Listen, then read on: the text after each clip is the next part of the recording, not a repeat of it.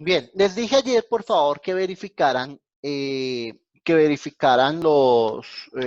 texto que tenía que ver con el tema de las indemnizaciones de las terminaciones de los contratos de trabajo sin justa causa cuando eran contratos a término indefinido. Sin embargo, antes de iniciar con ese tema, quiero hablar de un tema que es muy importante y sé que a todos les va a interesar, y es a raíz de la ampliación del aislamiento preventivo obligatorio o la cuarentena hasta el 26 de abril.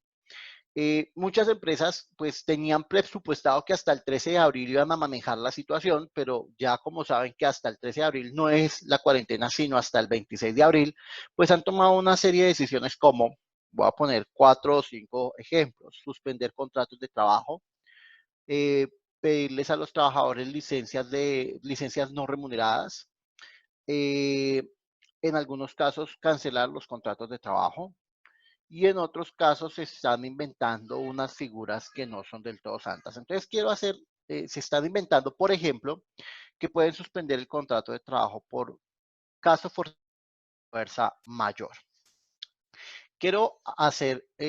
Con esto quiero resolver algunas inquietudes que me han llegado por WhatsApp y que me la han hecho algunos de ustedes y por conducto de ustedes, algunos familiares de ustedes, porque entiendo las preocupaciones que hay. Y al respecto quiero decir lo siguiente, lo voy a decir como instructor SENA, como instructor del área de Derecho Fundamentales en el Trabajo, porque sé que los que estamos manejando todo el tema del derecho del trabajo en este momento en el país, estamos tomando una relevancia bien, bien interesante. Y lo voy a decir como abogado laboralista. El Ministerio de Trabajo ha emitido hasta el día de hoy aproximadamente 4 instrucciones en diferentes documentos. 2 circulares, la circular 21 y la circular 22 de 2019, una resolución de del Viceministerio de Relaciones Laborales y un concepto jurídico que salió la semana pasada. El Ministerio de Trabajo entiende que la coyuntura del coronavirus es una coyuntura bien compleja, y el Ministerio de Trabajo entiende que, como es tan compleja, las empresas van a tener un tema de recesión. Pero también entiende el Ministerio de Trabajo que el ordenamiento jurídico colombiano y particularmente la Constitución Política de Colombia tiene unos elementos esenciales que supongo que ustedes ya leyeron para hoy, y son los que están incursos en la fórmula política que tienen que ver con el Estado Social de Derecho. Dentro de esos elementos del Estado Social de Derecho, es importante tener en cuenta que Colombia tiene como principio constitucional el principio de la solidaridad. Y bajo ese entendido, el gobierno nacional, al cual yo tengo que hacerle un reconocimiento por la manera en la que ha venido manejando la situación, eh, por lo menos ha escuchado. A lo que me refiero es que el gobierno por lo menos ha escuchado otros puntos de vista, no ha sido autoritario, no ha sido terco. Ha entendido que los empresarios, el empresariado, los gremios, las empresas tienen que ser solidarias en este momento pues tan difícil del país, y estoy seguro que el gobierno, a través del Banco Interamericano de Desarrollo, está consiguiendo créditos para tratar de sostener y financiar a las pequeñas y medianas empresas con esta crisis, porque son las que más van a terminar afectadas. Pero en ese orden de ideas, el Ministerio de Trabajo entiende que el Código Sustantivo del Trabajo, en armonía con la Constitución y con los mismos lineamientos de la Organización Internacional del Trabajo, que ya emitió unos lineamientos al respecto, han hablado y han sostenido en el discurso del mundo del derecho del trabajo la estabilidad de los trabajadores. ¿De acuerdo? Tratar de garantizarle el ingreso a los trabajadores pese a las actuales circunstancias. Les ha planteado algunas estrategias, les ha planteado algunas alternativas. Una de esas alternativas, teletrabajo, como en este momento estamos nosotros, los instructores del SENA, y hay muchas empresas trabajando en este momento mediante la modalidad de teletrabajo. La modalidad de teletrabajo se nos vino, nos llegó, no estábamos preparados, pero es una realidad, hay que hacerla. ¿Sí? De pronto hay muchas empresas que no estaban preparadas para esto, pero bueno, se puede hacer. La otra modalidad es la del pago de salarios sin prestación de servicios. Es decir, yo le sigo pagando a usted su salario, sin que usted me preste el servicio. Esa es una segunda modalidad. La tercera es que ante la existencia de los trabajadores que tienen vacaciones represadas, vacaciones pendientes de ser tomadas, que se concedan las vacaciones de esos trabajadores para que durante ese tiempo tengan unos ingresos y el empleador no tenga mayor inconveniente, conceder las vacaciones. Otra figura que se ha permitido es el tema de las vacaciones anticipadas e inclusive vacaciones colectivas. Digamos que esas son como básicamente las 4 figuras que el Ministerio de Trabajo les ha planteado a los empresarios. Instructor, Señora Matilde. ¿me puede repetir la segunda, por favor? La primera voy a repetirlas en el orden que las conozco. El teletrabajo. La segunda, el pago de salarios sin prestación de servicios. Pago de salarios sin prestación de servicios es, por ejemplo, lo que han hecho empresas como Crepes and Waffles o Arturo Calle o empresas como Panamericana, que les está pagando a sus trabajadores el salario sin ningún inconveniente y pues obviamente sin prestación de servicio. ¿De acuerdo? Obvio que estamos hablando de empresas que son, empresas que tienen una capacidad económica de pronto sólida o que pueden acudir fácilmente al sistema financiero para un crédito para tratar de sostener. Y yo estoy completamente convencido que el gobierno va a crear estrategias para tratar de sostener financieramente a las empresas. Pero bueno, la otra es el tema de las vacaciones, concederle las vacaciones que estén atrasadas a los trabajadores, las vacaciones anticipadas, las vacaciones colectivas. Esas son figuras que están previstas. La suspensión del contrato de trabajo es una posibilidad que está dada en el Código Sustantivo del Trabajo, pero la suspensión del contrato de trabajo no opera automáticamente. La suspensión del contrato de trabajo requiere una serie de procedimientos y una serie de argumentos que sean lo suficientemente válidos. Con esto quiero aterrizarlos a todos. El coronavirus, el COVID-19, no constituye caso fortuito o fuerza mayor. No lo constituye y el Ministerio de Trabajo ha sido claro en sus conceptos de que los empleadores, sobre pretexto de una fuerza mayor, no pueden acudir al coronavirus como fuerza mayor para suspender contratos de trabajo. Es decir, suspender contratos de trabajo hoy, sosteniendo que están ante una fuerza mayor por el coronavirus, no es válido desde la perspectiva del Ministerio de Trabajo. Y el único que podría hacer una evaluación de si efectivamente el coronavirus constituye o no constituye una fuerza mayor es un juez de la República y ningún juez se ha pronunciado al respecto con ese tema. ¿De acuerdo? La fuerza mayor y el caso fortuito son dos elementos jurídicos que tienen una connotación importante. ¿De acuerdo? Y en este caso, con relación al coronavirus, no se dan todos los elementos que uno necesita tener para acreditar una fuerza mayor. Entonces, el argumento de los empleadores de que suspenden contratos de trabajo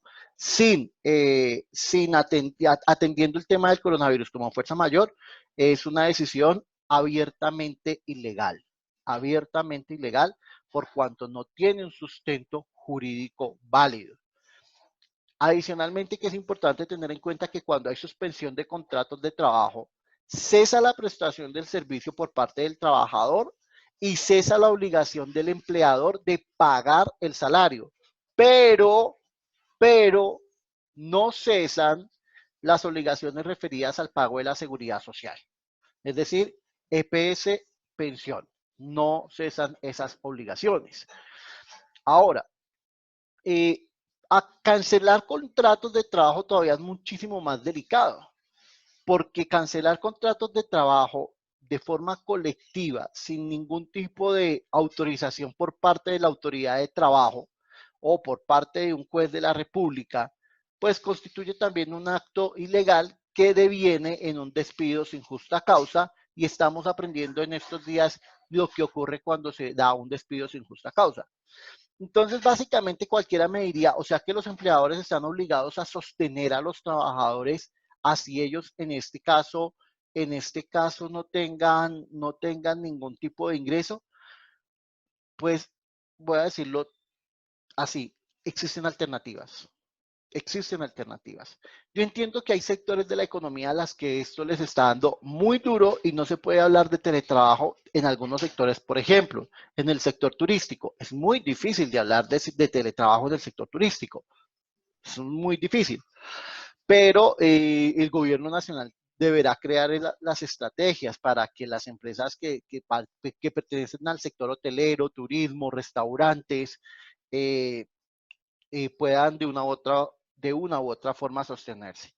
La invitación es a que si en el caso de ustedes está pasando eso, conocen a alguien a la que les estén suspendiendo el contrato de trabajo o les estén cancelando el contrato de trabajo, sin la autorización o sin informarle al Ministerio de Trabajo, porque es la otra circunstancia. El empleador podría suspender el contrato de trabajo, pero tiene la obligación de informarle al Ministerio de Trabajo sus decisiones. Si no lo hacen, pues que esa persona se comunique con el Ministerio de Trabajo y reporte la situación. Adicionalmente, que el gobierno nacional, a través del Ministerio de Trabajo, centralizó todas las solicitudes de suspensión colectiva y de cancelación colectiva de contratos de trabajo en Bogotá. Entonces espero que con esto aclare las inquietudes que se han venido presentando. Voy a responder algunas preguntas que hay acá. Camila Alejandra Pachón me pregunta, ¿en el caso de suspensión de contratos de aprendizaje es igual de ilegal? Camila Alejandra, ayer les explicaba que el contrato de aprendizaje no es un contrato de trabajo y por cuanto no es un contrato de trabajo, la empresa patrocinadora podría válidamente suspender el contrato de aprendizaje. Sí lo podría hacer, sin embargo, hay unas reuniones que está haciendo el SENA a través de la Dirección de Asuntos Corporativos para tratar de manejar con las empresas patrocinadoras en la medida en que puedan adelantar acciones como teletrabajo a los aprendices que están en la etapa productiva. Igualmente, están manejando otras figuras, pero podrían suspender un contrato de aprendizaje. En mi criterio, sí podrían hacerlo por cuanto no es un contrato de trabajo, pero pues esos son lineamientos que el gobierno, que el SENA deberá hacer con la Dirección de Relaciones Corporativas. Pregunta Catherine, pero las empresas que están tomando este tiempo como vacaciones y no las del tiempo que se supone, ¿eso está bien? Sí, pueden hacerlo por la misma situación, por la misma coyuntura que está viviendo el país, pueden hacerlo y sería entendible. Ahora, quiero decirles, hoy tenemos que verlo, un juez de la República eso lo tiene que valorar, ¿no? Tiene que valorar las circunstancias de tiempo, modo y lugar en el cual sean la situación. Y es absolutamente evidente, es un hecho notorio, así se denomina en derecho, es un hecho notorio que el país está viviendo una crisis a raíz del coronavirus. Profe, buenas tardes. Ya, Santiago, dame un minuto, le voy a dar el uso de la palabra a Ginette, que tiene la mano levantada, y ya te doy el uso de la palabra a Santiago. Ah, Ginette, bueno, vale. Vale, vale. Profe, tengo una dime, pregunta. Bueno, yo dime. creo que son como... Bueno, digamos, en las empresas que son por medio de temporales, Ujú, ¿cierto? Digamos, voy a poner un ejemplo, digamos los call centers. ujú. Digamos, a esas personas no les pueden cancelar el contrato de trabajo. Pues depende, Ginette, dependería, pienso, no, pues cancelar el contrato de trabajo no. O sea, mi posición es categórica. Cancelar el contrato de trabajo, no, no y no. Nunca de los nunca, nunca. No hay una justa causa que, a la luz del Código Sustantivo del Trabajo que ustedes estuvieron leyendo, ampare una cancelación de contrato de trabajo bajo esa modalidad. Es lo primero que quiero decir. Lo segundo, los contact center en su gran mayoría tienen una forma de vinculación y esa forma de vinculación es a través de los contratos por obra o labor determinada. La mayoría de ellos hacen un ejercicio abusivo de ese tipo de contratos. Sin embargo, es un contrato de trabajo que tiene absolutamente todas las garantías de orden legal, que en algunos momentos se termina, en virtud del principio de la teoría del contrato realidad, terminan convirtiéndose en contratos de trabajo a término indefinido, contrato realidad, ¿de acuerdo? Ahora, Ginette, estos contact center no podrían cancelar los contratos de trabajo porque tendría que tenerse en cuenta un elemento y es la prestación del servicio que ellos hacen. Yo entendería que los contact centers deberían estar preparados más que cualquier otra empresa en el país para desarrollar teletrabajo. Si son y por ejemplo, yo voy a contar ejemplos. Hay contact centers que están en el sector el sector financiero. A mí, si yo me atraso en una cuota de un banco, a pesar de que estemos en coronavirus, me llaman a cobrarme, lo que implica que efectivamente los contact centers están prestando servicio. Ahora, si es un contact center del área del turismo que vende paquetes turísticos o que vende algún tipo de tema que efectivamente está afectado, pues podría acudir a otras figuras, ¿no? Como las vacaciones colectivas, como la remuneración sin prestación de servicio, ¿sí? Existen otras maneras, pero la última decisión, la última ratio debe ser cancelar contratos de trabajo o suspenderlos. Muchachos, la razón básica es esta y voy a explicar por qué esa tiene que ser la última decisión. Porque estamos en una situación difícil, muy compleja. Y si una familia se queda sin ingresos, si una familia se queda sin recursos y el gobierno nacional no tiene cómo llegar a reemplazar esos recursos o esos ingresos que la familia está percibiendo en ese momento y que deja de percibir de buenas a primeras, va a tener el inconveniente de que se va a generar un problema social muy grave y que si esa familia se une a otra y se une a otra, se nos va a volver un efecto dominó y eso va a generar que las personas ante la necesidad, ante el hambre, ante ver a sus hijos aguantando, pues acudan a temas como la delincuencia, acudan a temas como el saqueo, ¿sí? Y eso es lo último que debemos hacer. Por eso el empresariado colombiano tiene una enorme responsabilidad. No es el tema de que voy a perder plata. El gobierno tendrá que crear las estrategias. Eso es absolutamente claro. Le corresponde al gobierno crearlas. Pero en este momento, el mayor aliado del gobierno nacional es el empresariado colombiano. Si los empresarios y los empleadores empiezan a despedir a los trabajadores, le van a generar una bomba social al gobierno. Terrible. Y esa es básicamente la razón fundamental. Santiago, pregunta.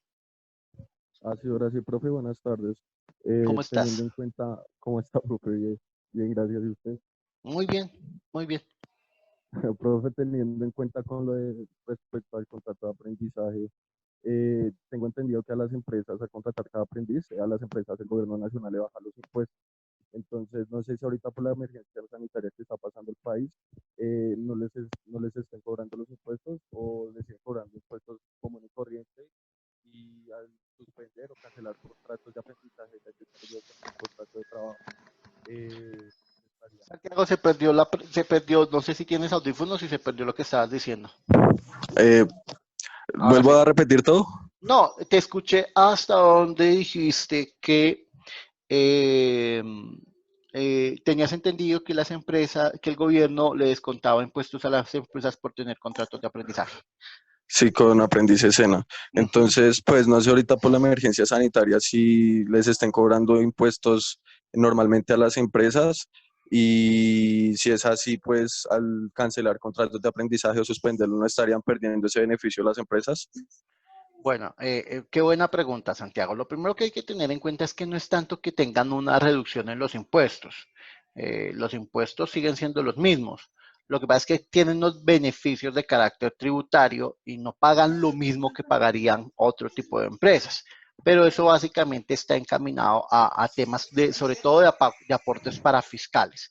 Pero el gobierno, y sobre todo los gobiernos de las entidades territoriales, cuando hablo de entidades territoriales estoy hablando de departamentos, distritos y municipios, han creado o han modificado sus calendarios tributarios atendiendo la situación de la coyuntura del coronavirus. Es decir, si el impuesto predial las empresas tenían que pagarlo en estos días, han aplazado, han prorrogado el tiempo, han postergado el tiempo precisamente esperando que las empresas puedan tener una estabilidad.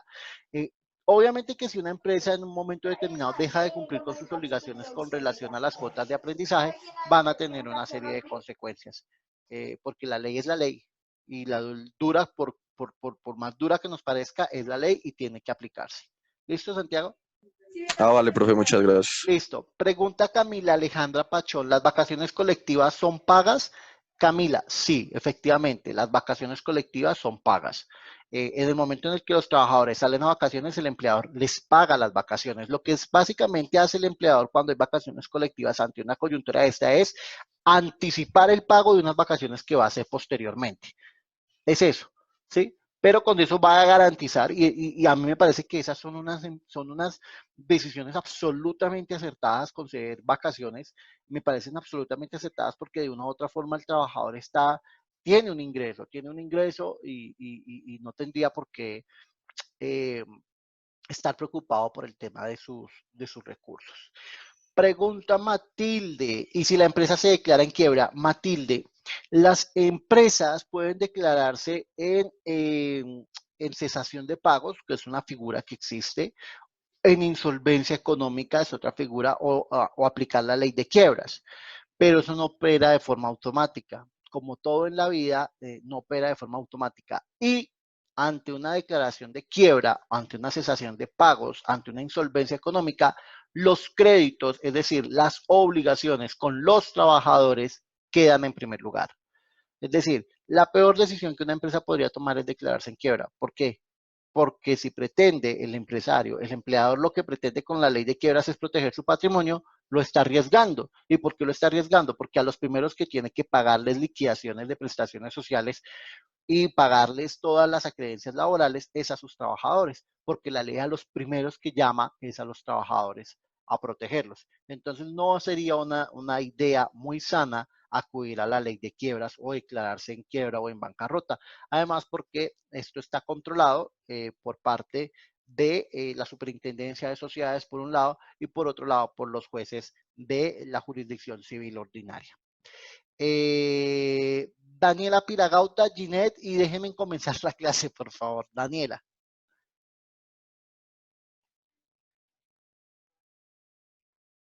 Daniela, vas a preguntar.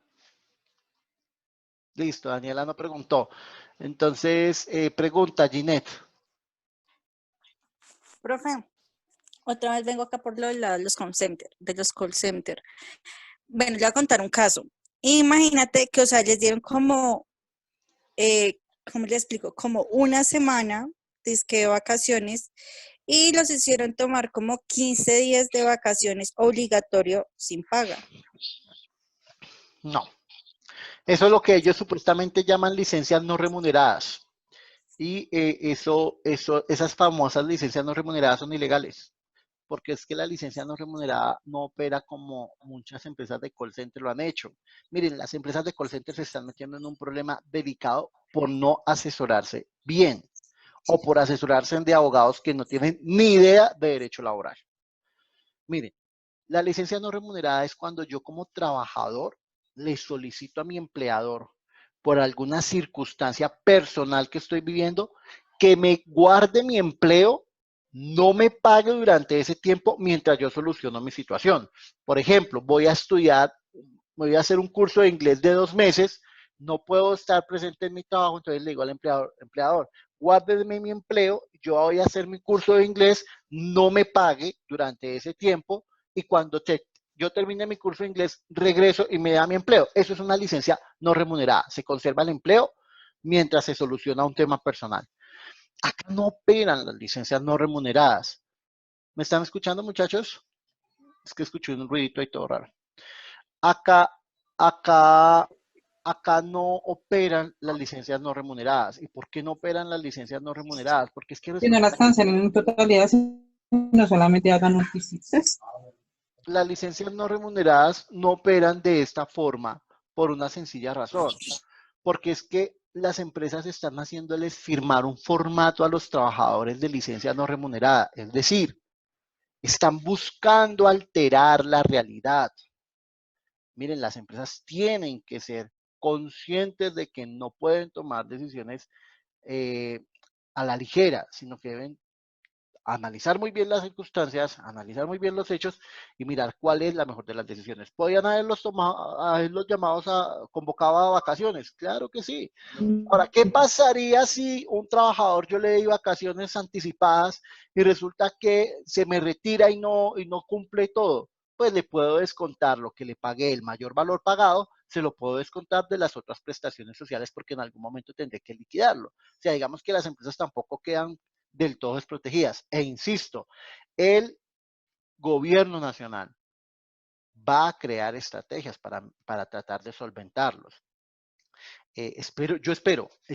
Aspiro que el gobierno nacional no busque solamente proteger al grande empresariado, al sistema financiero, que es el que menos afectado está, porque es que el sistema financiero igual sigue percibiendo sus ingresos normales, pero sí a las pequeñas y medianas empresas, las empresas familiares, las microindustrias. Esas son las que en este momento más necesitan el apoyo y son las que jalonan el mercado laboral. Esas son las empresas que, miren, los bancos no mueven la fuerza laboral. Los bancos es de lo que menos fuerza laboral genera. Lo que más fuerza laboral genera son las industrias, el comercio, el turismo. Eso es lo que más fuerza laboral genera. ¿Listo? Bien. Uy. Camila y Jessica, y termino, por favor. Camila.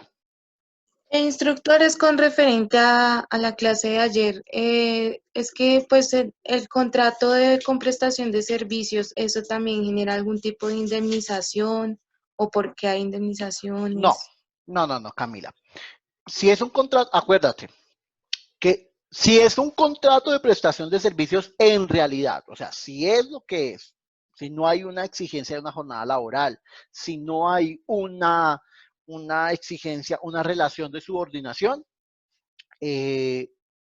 los contratos de prestación de servicios no habría lugar, desde la perspectiva laboral, no habría lugar a ninguna indemnización. Lo que puede pasar es que haya un incumplimiento del contrato por parte del contratante y el contratista, en este caso, pueda demandar al contratante por el incumplimiento del contrato ante la jurisdicción civil para que resuelva el dilema o ante el juez laboral si es el tema de pago de honorarios. Pero básicamente, digamos que no existe una indemnización desde la perspectiva del derecho laboral para los contratos de prestación de servicios, no. ¿Listo? Jessica. Yo, instructor, una pregunta. ¿Cuánto se demora en sacar una liquidación sin importar el tipo de contrato? ¿Cuánto se demora quién? ¿Cuánto tiene la empresa para pagar una liquidación después de despedir a un trabajador? De acuerdo con la ley, de acuerdo con el Código Sustantivo, esto se terminó convirtiendo en una clase de consultorio jurídico popular. De acuerdo con el Código Sustantivo del Trabajo, Jessica, supongo que estás acompañada de alguien que está muy interesada en saber la respuesta y te la voy a dar. Tengo la duda, soy la hermana. Hola, ¿cómo estás? Mucho gusto. Si ven, les dije que estas clases terminaron convirtiéndose en clases familiares, no importa, bienvenidos todos. Miren, de acuerdo con el Código Sustantivo del Trabajo, la liquidación de las prestaciones sociales se tiene que pagar el día que finaliza la relación laboral. Sobre todo, si quien tomó la decisión unilateral de despedir al trabajador fue el empleador.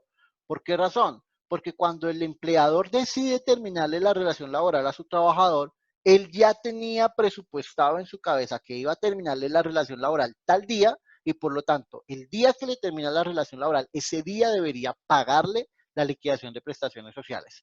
Sin embargo, la jurisprudencia de la Corte Suprema de Justicia, la Sala de Casación Laboral, considera que es un tiempo razonable y prudente otorgar 15 días hábiles a los empleadores para que efectúen el pago de las liquidaciones. No hacerlo dentro de esos 15 días hábiles podría llevarlo a uno a pensar que ese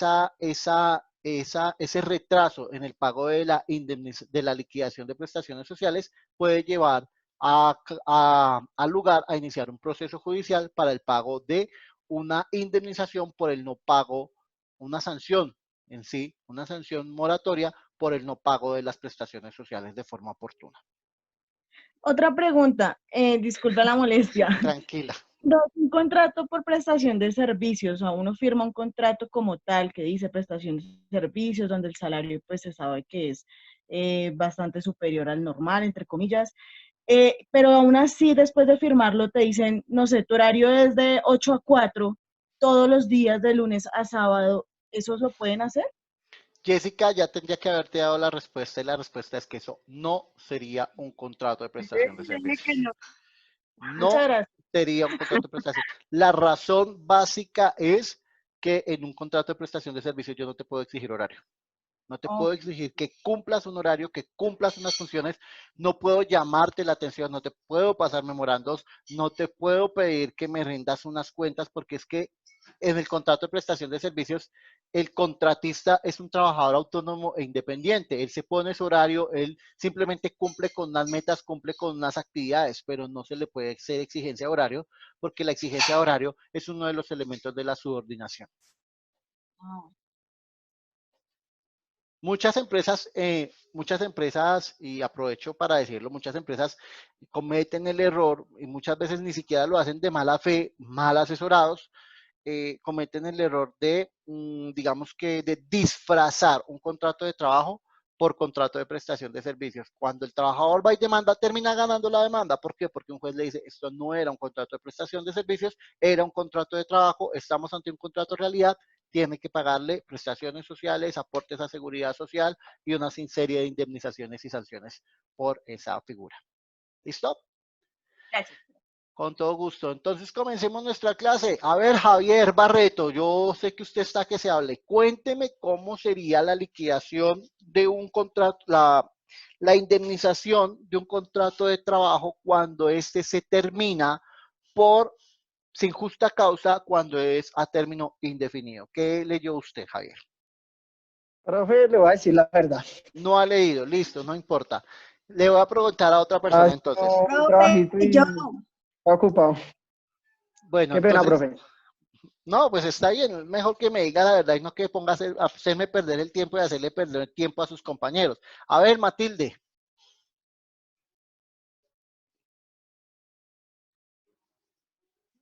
Matilde, Sí, Matilde, ¿sabes la respuesta? estoy buscando mis apuntes, pero no recuerdo, no Listo. recuerdo dónde anoté. ¿Quién recuerda cómo se debe indemnizar un contrato de trabajo cuando el despido es sin justa causa y el contrato de trabajo es a término indefinido? ¿Quién recuerda lo que leyó? No me digan que ninguno, porque esa era la tarea. Profe, A ver, pues, Andrea. Depende pues de la acción según, que haya tenido. Ay, perdón, Bueno, perdón. espera, Matilde, Sigue. está hablando Andrea. Sigue, Dale. Andrea, perdón. según lo que tengo entendido, pues la indemnización se le debe pagar conforme al tiempo que laboró en la empresa, Sí, efectivamente. más o menos. Sí, más o menos. Cristian David Flores. Si un trabajador, ¿será que Cristian se está o vino, se marcó y se fue? Sí, No sé. profe, acá estoy. Bueno, Cristian, si un trabajador tiene un contrato a término indefinido y trabajó un año, solo un año, y al año le finalizaron la relación laboral, ¿de cuánto sería el pago de la indemnización de acuerdo a lo que usted leyó? No, profe, no. No, listo, fresco, no se preocupe. Sigo. Voy a preguntarle a otra persona aquí así al azar rápidamente.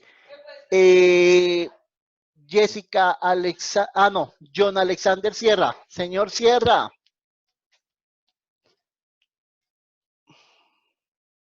¿Está o se fue?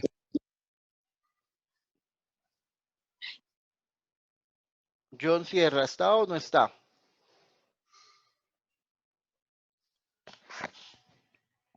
No está. John Sierra no está. Buenas tardes, instructor.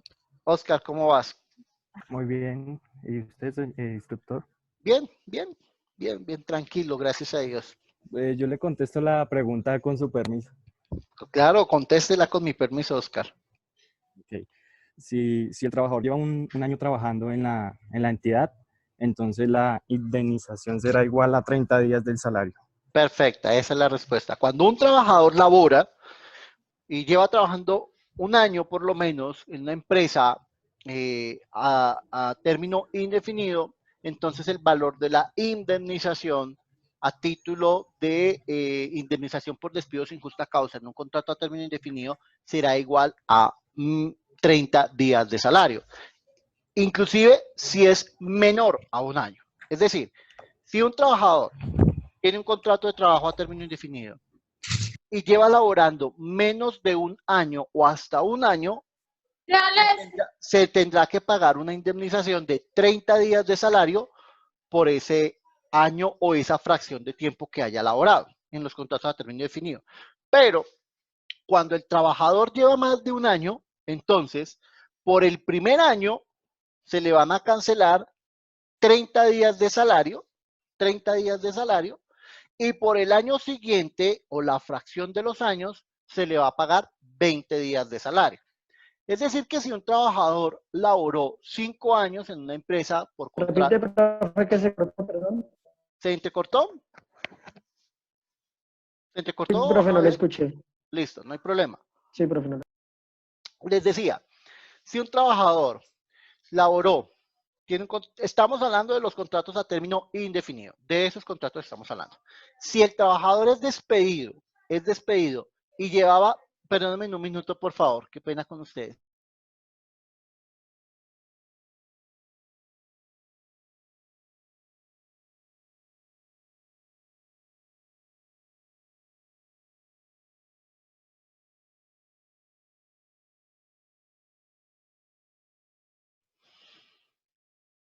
Es que tenía que hacer algo acá rápido. Entonces les estaba diciendo, si el trabajador tiene un contrato de trabajo a término indefinido y es despedido y el tiempo que llevaba laborando era inferior a un año, el pago será de 30 días de salario por ese tiempo. Pero si el trabajador llevaba más de un año, por el primer año se pagan 30 días de salario, y por los años subsiguientes se pagarán 20 días de salario o la fracción de tiempo que corresponda. Voy a poner un ejemplo. Un trabajador que llevaba trabajando 5 años con una empresa y es despedido sin justa causa. Llevaba 5 años, contrato a término indefinido, despedido sin justa causa. Por el primer año se le pagarán 30 días. Y por los otros 4 años, por cada año, se te pagarán 20 días. Es decir, 20 días por 4 años serían 80 días, más los 30 días del primer año serán 110 días de salario. ¿Cuál salario? El salario que el trabajador esté vengando al momento en el cual es despedido. ¿Claro? Instructor, tengo una pregunta. Sí, señor. Sí. Camila, te escucho. Instructor, es que estaba revisando y decía que si el salario sube, es igual o mayor a 10 salarios mínimos, ya sería por 20 días. El primer año por 20 días. Sí. Y lo mismo que está diciendo, 20 días y por cada año serían 15 días a pagar. Sí. Sí, efectivamente. Muy bien, Camila, muy bien. Muy buen apunte. Esto es para el caso de los trabajadores que vengan más de 10 salarios mínimos mensuales legales vigentes. La ley 789 de 2002 modificó esas tablas, ¿de acuerdo? Pero digamos que en términos generales yo estoy hablándoles del primer caso. En el caso de los contratos que sean, de los salarios que sean inferiores a 10 salarios mínimos. Los que sean superiores a 10 salarios mínimos, pues Camila Alejandra no lo adelantó, se pagan por el primer año 20 días de salario y por los años subsiguientes 15 días de salario. ¿Claro? ¿Claro para todos? Sí, señor. Creo que era una pregunta. Sí, Además de ese, o sea, bueno, yo entendí lo de los 30 días de salario y por más de un año serían 20, pero además de ese salario se pagan las vacaciones, prestaciones, ese tipo de cosas. ¿O No. Aquí estamos hablando únicamente de la indemnización por despido sin justa causa. ¿Sí? La indemnización por despido sin justa causa, porque las prestaciones sociales se supone que ya las tendrían que haber pagado. Yo estoy hablando de indemnización por despido sin justa causa. Aclaro, la indemnización por despido sin justa causa no opera de forma automática. Se tiene que probar ante un juez, porque el único que puede declarar que se pague esa indemnización es un juez de la República, ante la ausencia de buena fe de parte del empleador. Aclaro lo siguiente.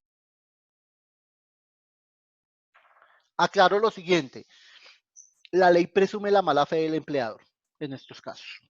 Le corresponde al empleador demostrar su buena fe, demostrar que no lo despidió sin justa causa. Esa es una razón, ¿sí? O sea, que él lo despidió con justa causa. Eso es lo primero. Claro, hasta acá la indemnización por despido sin justa causa en cualquiera de los 3 tipos de contrato. Sí, señor.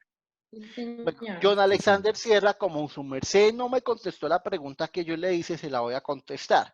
Qué pena, instructor, no sé si no escuché o no entendí. ¿Por qué unos 20 y otros 30? Por el salario, John. Los salarios inferiores a 10 salarios mínimos se paga por el primer año 30 días y por los años subsiguientes 20 días. Los salarios superiores a 10 salarios mínimos se pagan 20 días por el primer año y 15 días por los años subsiguientes. Esa es la razón, John. Básicamente la razón obedece a los salarios que percibe el trabajador. ¿Claro hasta acá entonces la indemnización por despido sin justa causa? Muchachos. Tengo otra pregunta, instructor. Camila, dale. Sí, señor. Qué pena. Tranquila, no te preocupes. Entonces, bueno, digamos, si trabajo 2 años y medio, entonces el primer año 30, el segundo año 20 días, y ese medio año entonces se daría como la fracción o se pagan los 20 días completos. Exactamente, la fracción. Por esos 6 meses, ¿cuántos días le corresponderían? 10. Exactamente. 10 días. Muy bien, lo tiene súper bueno. claro. Lo tiene súper Listo. claro. Así es. Gracias. Muy bien. Listo. Bien, como ya lo tienen súper claro, ese será un punto que entra en la evaluación del día de mañana. Siguiente tema. Indemnizaciones o sanciones. Voy a hablar de la primera sanción. Sanción por el no pago de prestaciones sociales. Esa es la primera sanción de la que quiero hablar. La hermana de Jessica o de Jennifer ahorita nos hacía la pregunta de cuánto tiempo... instructor.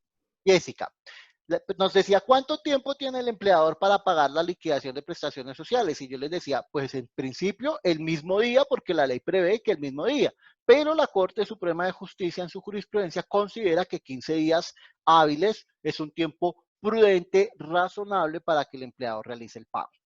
Cuando esto no ocurre, entonces el empleador se ve inmerso en que se le sancione por parte de la ley al pago de una indemnización por el no pago o una sanción, más que una indemnización, una sanción por el no pago de las prestaciones sociales. Estoy hablando del no pago de prestaciones sociales. Es distinta a la anterior indemnización. Pilas, es distinta. No es igual a la indemnización por despido sin justa causa. Esta es otra sanción. Sanción por el no pago de prestaciones sociales. Pongan allá un título grande, negrilla, cursiva, subrayado, rojo, carmín y resaltador negro, que diga indemnización o sanción por el no pago de prestaciones sociales. Es distinta. Cuando el empleador no paga las prestaciones sociales, se acabó el contrato de trabajo, finalizó el contrato de trabajo, me despidió con justa o sin justa causa, no importa, cualquiera sea la razón. Tiene que pagarme mi liquidación de prestaciones sociales. ¿Cuáles son las prestaciones sociales que tendría que pagarme? Prima, vacaciones, prima, cesantías e intereses de cesantías y adicionalmente las vacaciones. Básicamente esos serían los 4 elementos del pago de prestaciones sociales que tiene que reconocerme el empleador. Finalizó la relación laboral y no me pagó. Pasaron 15 días y no me pagó. Pasa un mes y no me pagó. Pasaron 2 meses y no me pagó. Pues después de los 15 días yo puedo acudir al juez de la República para que el juez le ordene al empleador que me pague y le imponga una sanción. Esa sanción es un día de salario por cada día de atraso. Un día de salario por cada día de mora. Es decir, que si el empleador se demora 1 año en pagar las prestaciones sociales, por cada día que pase va a tener que pagarme un día de salario. Si me debía 1 millón de pesos de prestaciones sociales y se demoró 1 año en pagarme las prestaciones sociales, pues mijito, me le tocó, qué pena señor empleador, lo siento mucho, le tocó pagarme 1 año completo de sueldo. ¿Por qué? Porque usted no me quiso pagar. Repito, esta sanción está sujeta a la decisión de un juez de la República y nuevamente vuelvo e insisto, le corresponde al empleador probar su buena fe, probar que hubo motivos fundados y razonables para que omitiera el pago. Pero pues eso es, digamos que es complejo que lo logre demostrar. Ahora, voy a contarles una experiencia. Yo trabajé en un juzgado de Bogotá, un juzgado laboral, y tuve el caso de una empleada de servicio doméstico, una empleada de servicio doméstico que le trabajó a una señora, le trabajó un día. Y la empleadora simplemente el día llegó y al día siguiente le dijo, no quiero que venga más, no, ya no la necesito más, por alguna circunstancia, la que fuera, no me interesa saber cuál fue, simplemente le dijo, no venga más. La señora le mandó una carta diciéndole, bueno, págueme por favor mi día de salario y págueme mis prestaciones sociales por ese día de salario. Pues la señora dijo, no le voy a pagar y simplemente le pagó el día de salario, no le pagó prestaciones sociales, no le pagó nada. La señora, la empleada de servicio doméstico, demandó. Cualquiera de ustedes dirá, pero ¿cómo va a demandar por un día? Pues sí, es su derecho, es válido. Le hicimos la liquidación a la señora devengaba, si mal no estoy, 1.200.000, porque así habían pactado el contrato, así lo habían pactado, 1.200.000. Y como fue un despido sin justa causa, pues nada, ella simplemente se hizo la liquidación y le debía, la empleadora a la trabajadora le debía 120.000 pesos. Eso era todo lo que le debía. Si llegaron al proceso judicial y en su momento yo hice la liquidación, le dije a la señora juez, básicamente, señora juez, si la señora paga y hay conciliación, serían 120.000, 150.000 pesos, pero la empleadora llegó con una actitud muy desagradable. Llegó tratando mal a la trabajadora, llegó siendo arrogante, prepotente y no quiso conciliar. Tenía que pagar 120.000 pesos, pero como no quiso conciliar y no probó su buena fe, terminó pagándole a la trabajadora por un día que solamente había ido a trabajar, le terminó pagando 2.600.000 pesos, porque le corrió la sanción moratoria, un día de salario por cada día de mora, aparte que le correspondió pagar también la indemnización por despido sin justa causa. Entonces, fíjense que acá, todo cuando yo les hablo de los temas, es porque ya los he conocido por mi experiencia profesional o mi experiencia laboral y por eso sé cómo funcionan. Pregunta Camilo Mosquera. Y si no, debemos apelar por lo que corresponde con pruebas y todo lo que nos ha dicho. No entiendo, Camilo, ¿qué es lo que quieres decir con esto?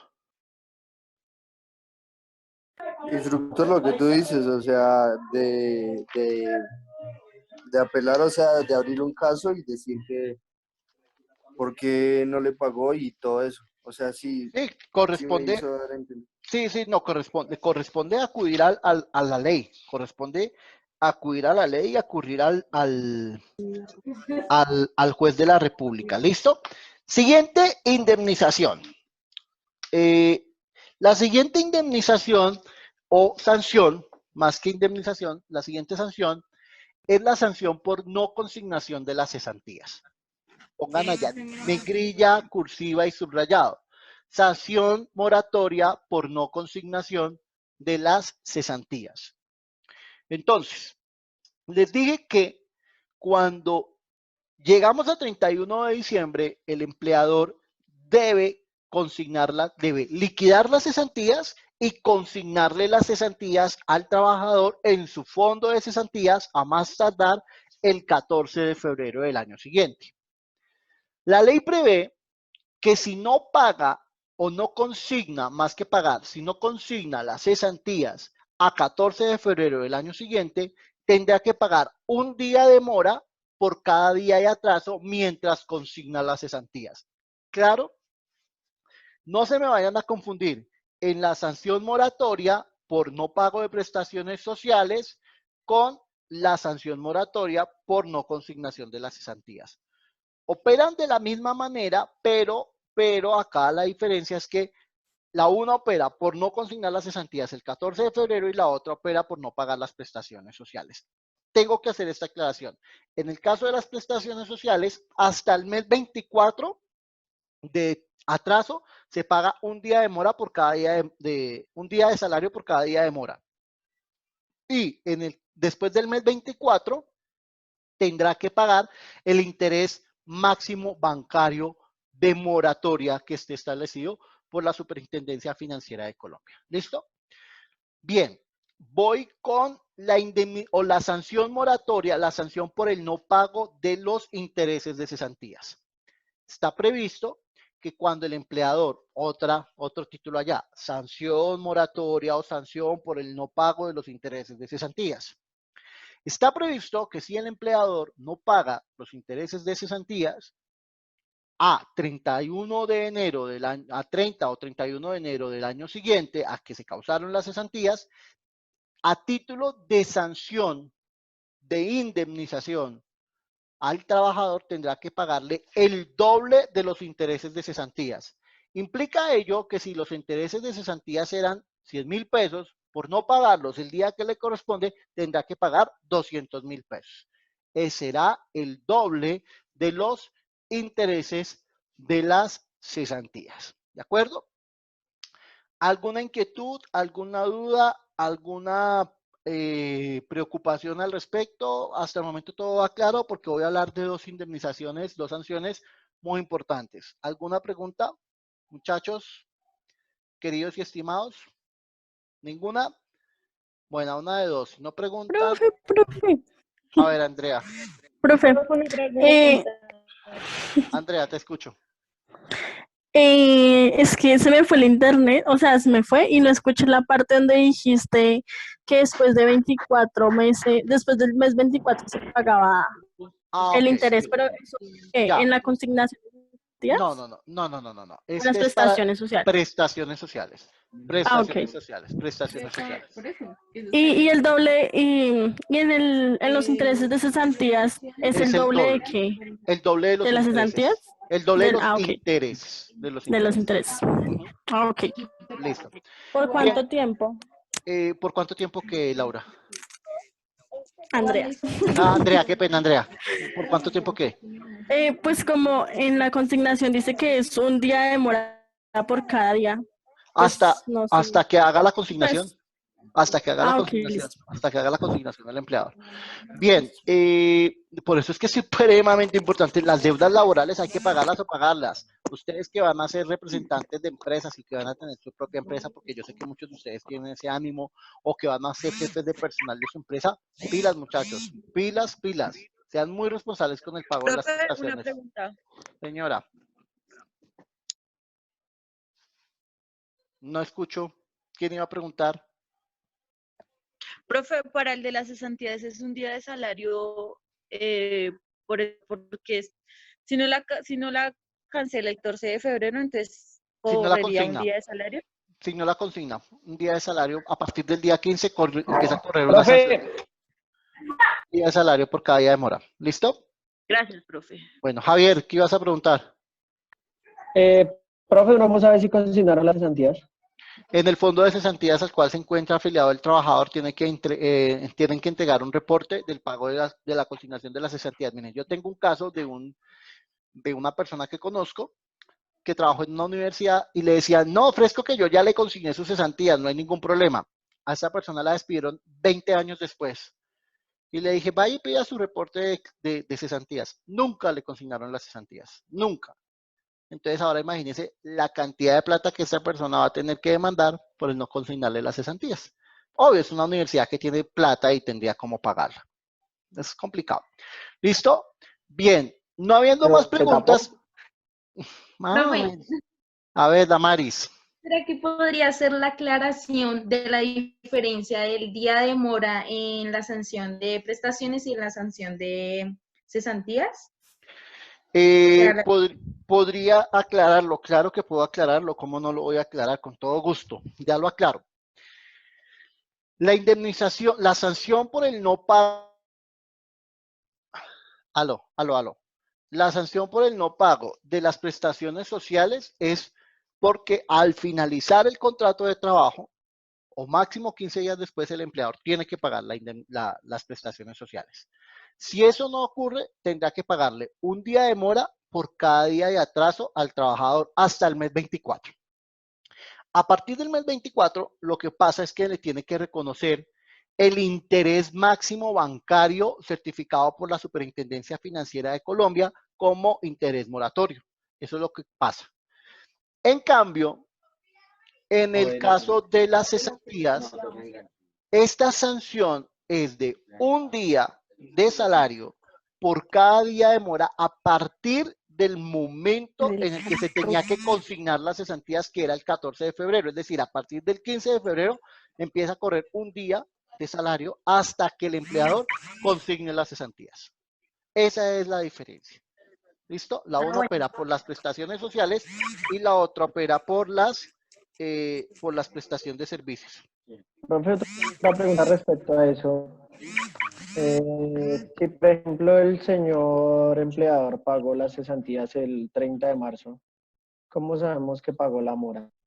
O sea, ¿se la paga directamente al fondo de cesantías? O... Las tiene que pagar directo. De hecho, muchas veces, ¿qué ocurre? El fondo de cesantías le exige el pago de los intereses para poderle recibir el dinero. Ah, ok. Sí. Gracias. Listo, muchachos. Voy con otra sanción. Esta sanción es muy importante. Pilas. Préstenme atención. Existe una figura del derecho del trabajo que se llama la estabilidad laboral reforzada.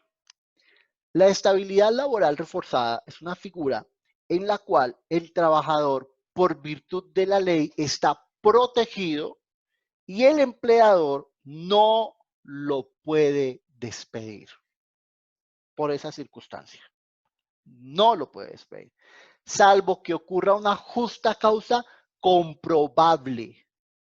Una justa causa comprobable.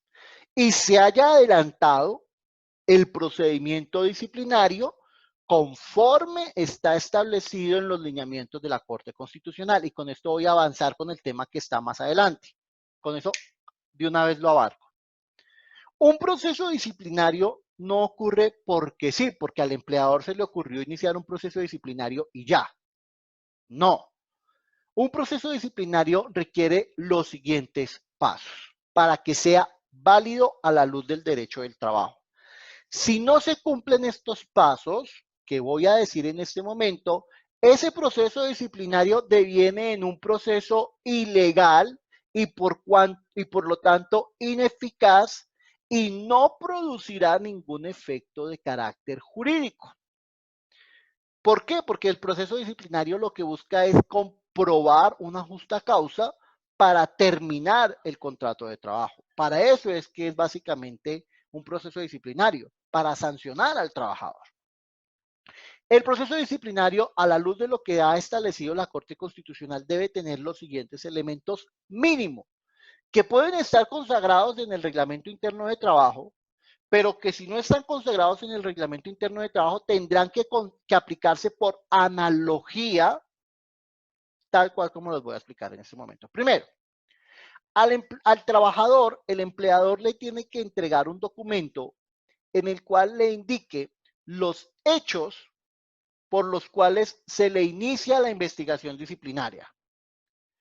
Repito, el empleador deberá entregarle al trabajador un documento, una carta en la cual le informa al trabajador los hechos por los cuales se inicia el proceso disciplinario. En esa carta o llamado memorando, lo llama adicionalmente a rendir unos descargos. Cuando lo llama a rendir esos descargos, le tiene que dar un plazo razonable. Es decir, a usted no le pueden pasar hoy un memorando para que lo conteste hoy mismo. Le tiene que otorgar un plazo razonable mínimo de 3 días para que usted pueda conocer las pruebas, porque le tienen que correr traslado de las pruebas. Al trabajador le tienen que dar a conocer no solo los hechos, sino las pruebas que se sustentan para el proceso disciplinario.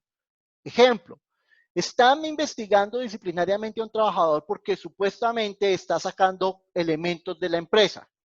pues le pasan un llamado, un memorando donde indican, le vamos a iniciar proceso disciplinario porque el día tal usted sustrajo de la empresa una cocedora y le aportan la prueba, el video.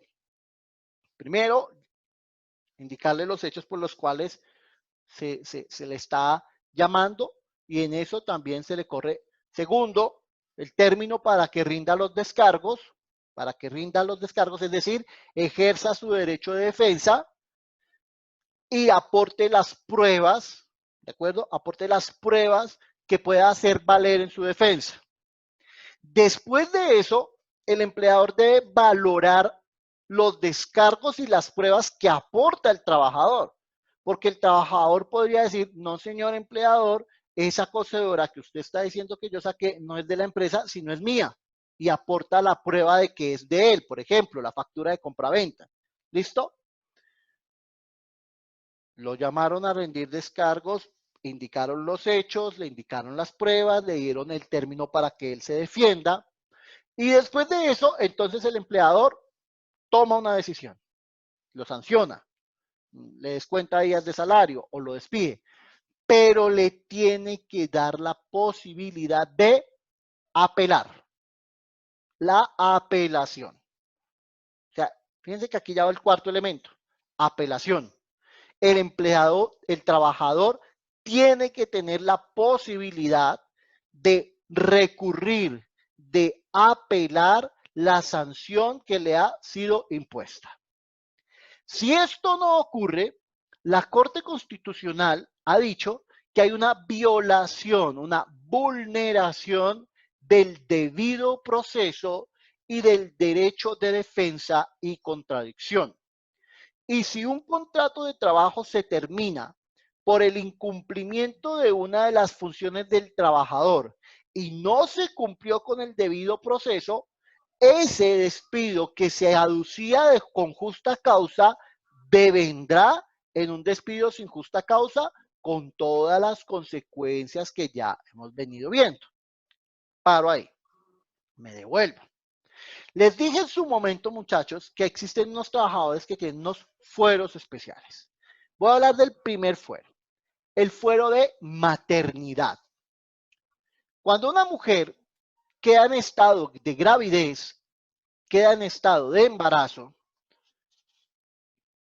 deberá informarle al empleador de su estado de embarazo, porque así lo ha dispuesto la Corte Constitucional.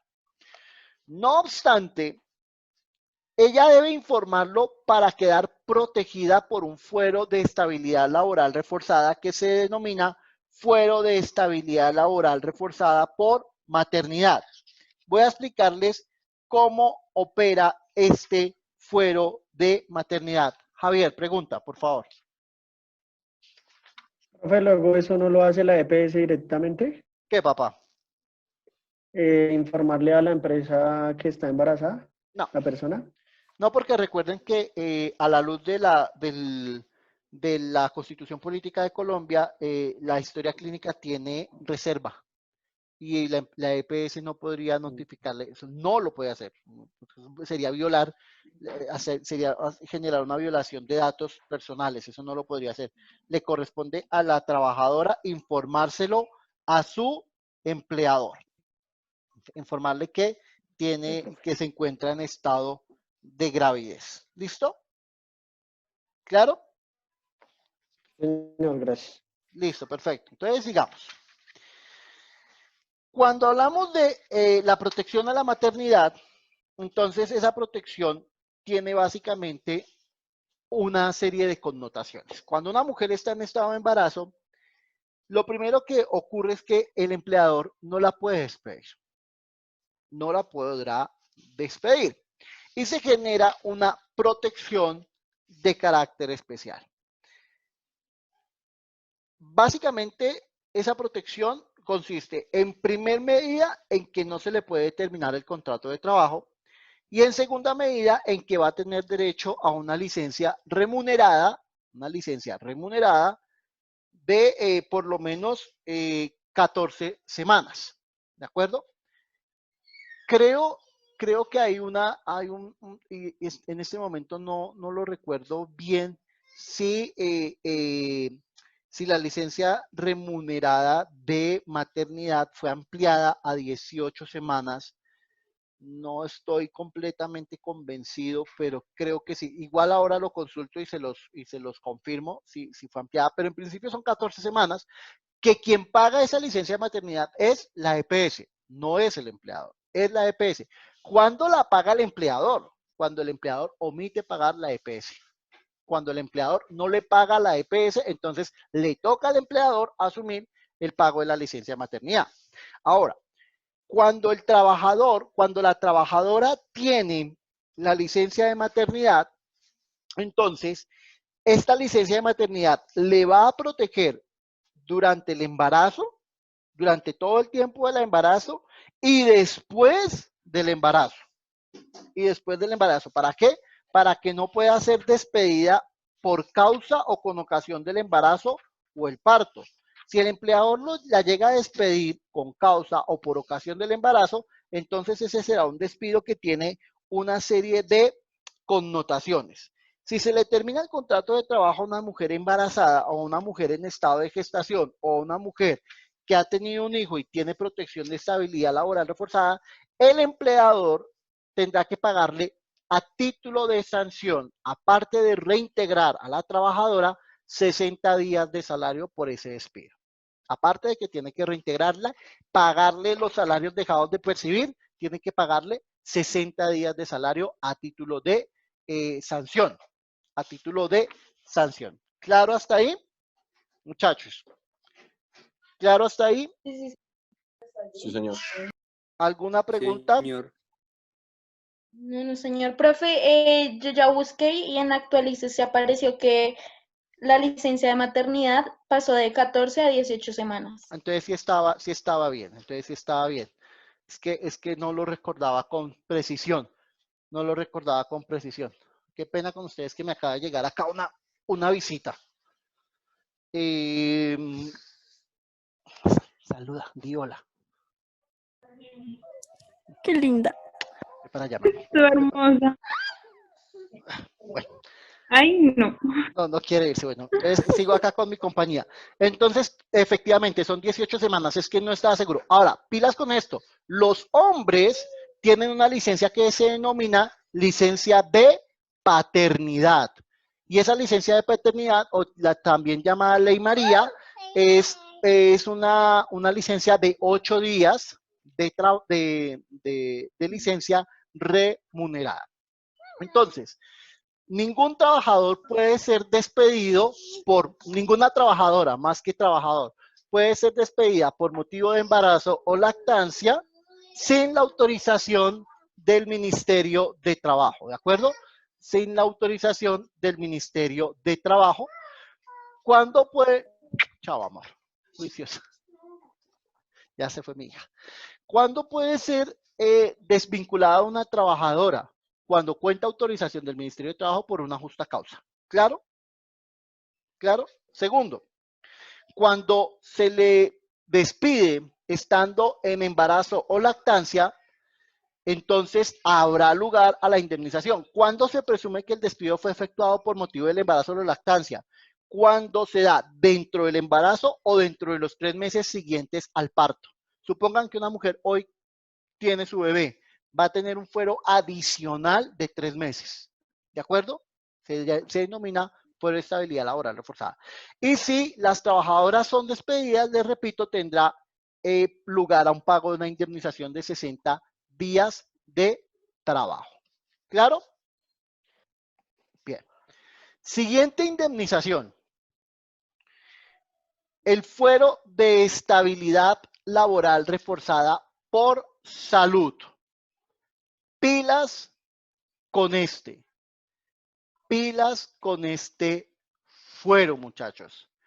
Fuero de estabilidad laboral.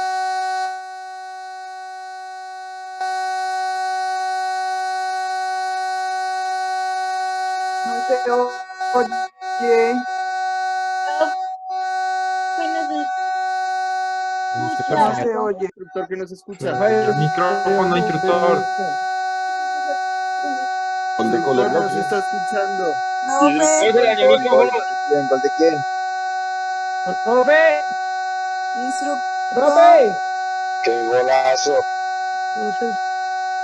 Repítala, mi papá, repítala. ¡Qué golazo, ¡Qué papá! golazo! ¿De quién? Usted va para el Puskas. Del Tino Asprilla. Instructor. Profe, no se le escucha, se le dañó el micrófono. Tiene mucho aire ese narrador.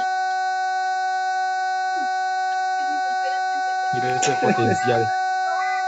Nah, qué basura, parce.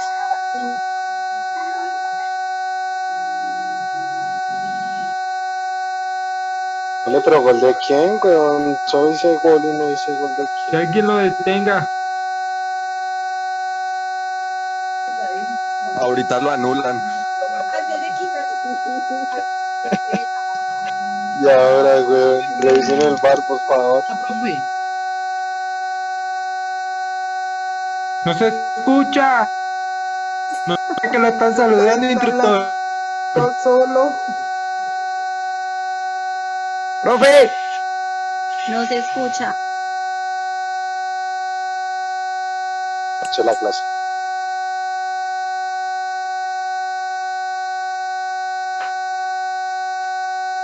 No se escucha. Parece que él tampoco escucha nada. No, él está concentrado ahí en lo de él.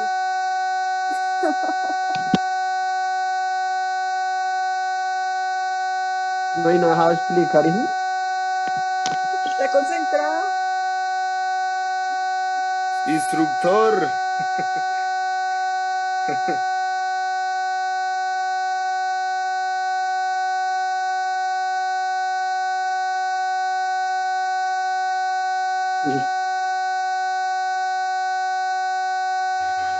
Instructor de clases de señas.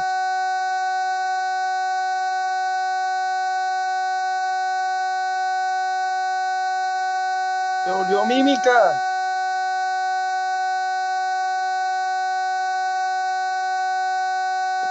No se escucha nada. No escuchamos nada. Abre el chat. Escuchamos. Profe. No. No se oye, instructor, no se oye. Media hora hablando solo. Gracias, profe. ¡Qué golazo! ¡Qué Pero voz es es que no rota se ese explicar esta narrador! parte. Bueno, ¿se escucha? No. Muchachos, ¿desde qué momento dejaron de escucharme? ¿Ya me escuchan? Ay, sí, sí, señor. Buenas tardes. 4 minutos. Desde que acabó maternidad, digo, ojo, mucho cuidado con esto. Desde el fuera se Explica lo último, profe. Espérenme en silencio. Hábleme solo uno. Es que se me descargaron se me descargó el audífono. Se me descargó. Espérenme un minuto, por favor. Instructor, ¿por estabilidad laboral por salud o qué?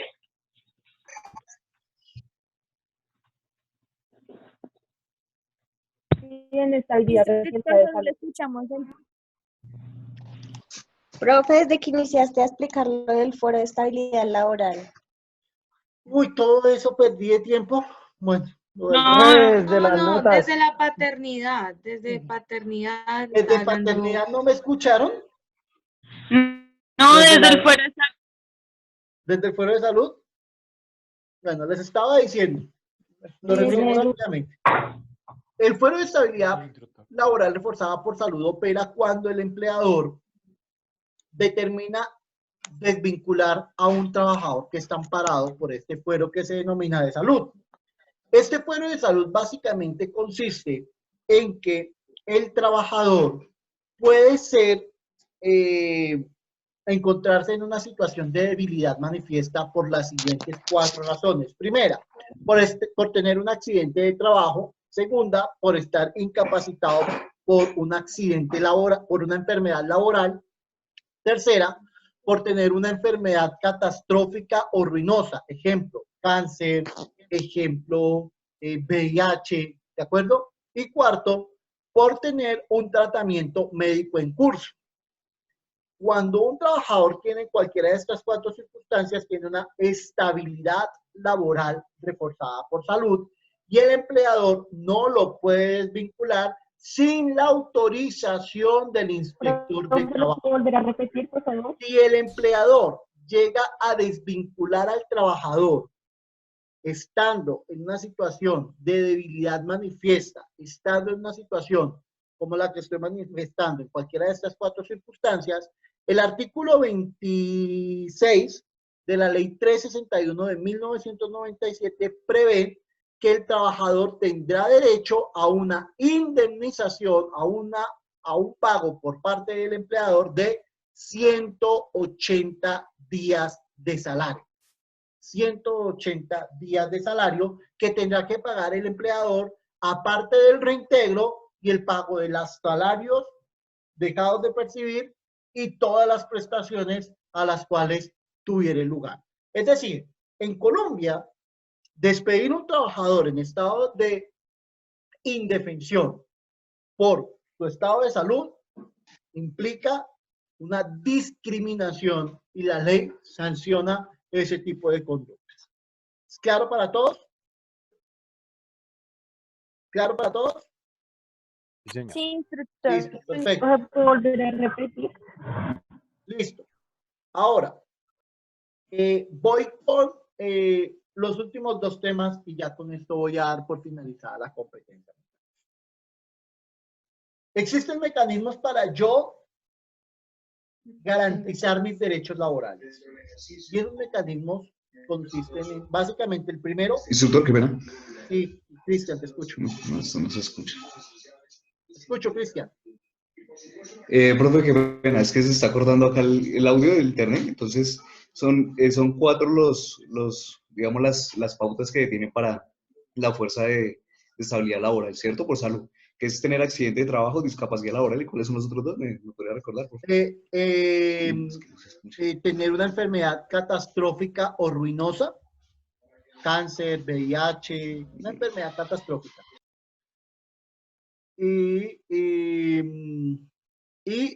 Estar en un tratamiento médico en curso, tener un tratamiento médico en curso. Por ejemplo, una persona que tenga diabetes, hipertensión, que tenga un tratamiento médico que sea crónico, tiene estabilidad laboral reportada. ¿Listo? ¿Claro? Listo, profe, gracias. Listo, Cristiano. Entonces voy a decirles los últimos elementos de esta competencia. Entonces les decía que existen mecanismos para yo tratar de garantizar o buscar la manera de garantizar mis derechos. Uno de ellos es acudir al derecho de petición. En el material de apoyo que ustedes tienen de todas las guías, ahí hay unos modelos de derecho de petición. El derecho de petición es un derecho que está consagrado en el artículo 23 de la Constitución Política de Colombia y está desarrollado por la Ley 1755 de 2015. Básicamente, ese derecho de petición lo que busca es que un particular o el mismo gobierno me contesten las peticiones que yo hago con relación a lo que a mí me interesa. Entonces, un empleador sí o sí me tiene que contestar mi derecho de petición. No puede decir que porque él es privado, porque él es particular, no me va a contestar. Tiene que contestarme. Ese es el primer mecanismo. Segundo mecanismo es la acción de tutela.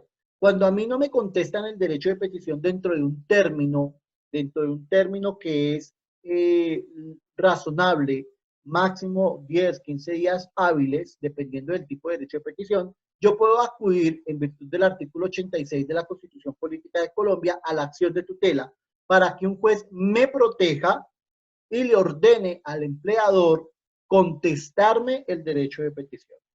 Ya, el empleador sí o sí tendrá que contestar el derecho de petición. Como mecanismo de defensa que yo tengo de mis derechos, yo puedo acudir al Ministerio de Trabajo, poner una queja ante el incumplimiento de las obligaciones de carácter laboral, acudir al juez de trabajo, al juez laboral, si es un proceso de orden ordinario laboral, acudir a la Superintendencia Nacional de Salud si tiene que ver con temas de mi EPS. Es decir, la ley ha previsto diferentes mecanismos, muchachos, para garantizar nuestros derechos. Lo importante es tratar de conseguir las pruebas. Las pruebas se consiguen bien con documentos que yo tenga a mi favor o bien con testimonios que yo pueda conseguir con compañeros de trabajo o personas a las cuales les conste la situación por la cual yo estoy viviendo. Les repito entonces, en el último material, en la guía número 3 y en la guía número 4 van a encontrar unas lecturas muy interesantes al respecto. Quiero agradecerles, muchachos, por este tiempo que me prestaron. Más de la mitad de nuestra competencia tuvimos que desarrollarla de forma virtual. Espero que hayamos podido aclarar todas sus dudas, todas sus inquietudes. Quedo atento a sus comentarios, quedo atento a cualquier situación que a ustedes se les presente.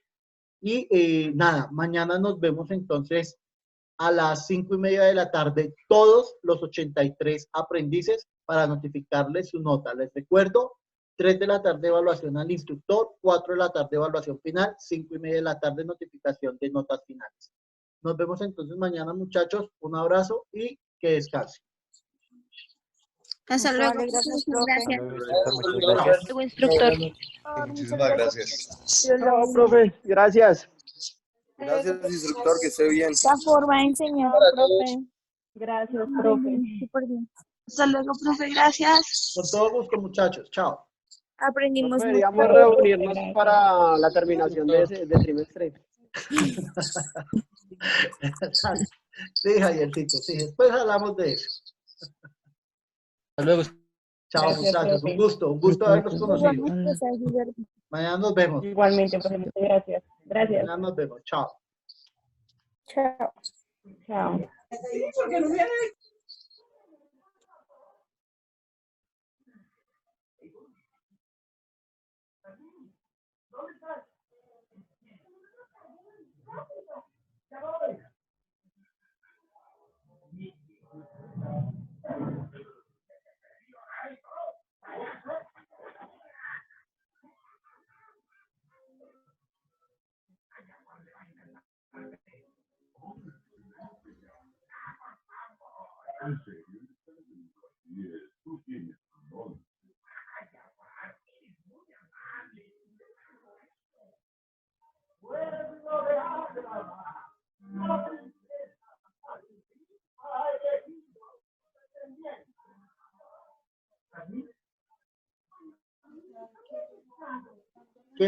le dije? Es que, ¿cómo salió?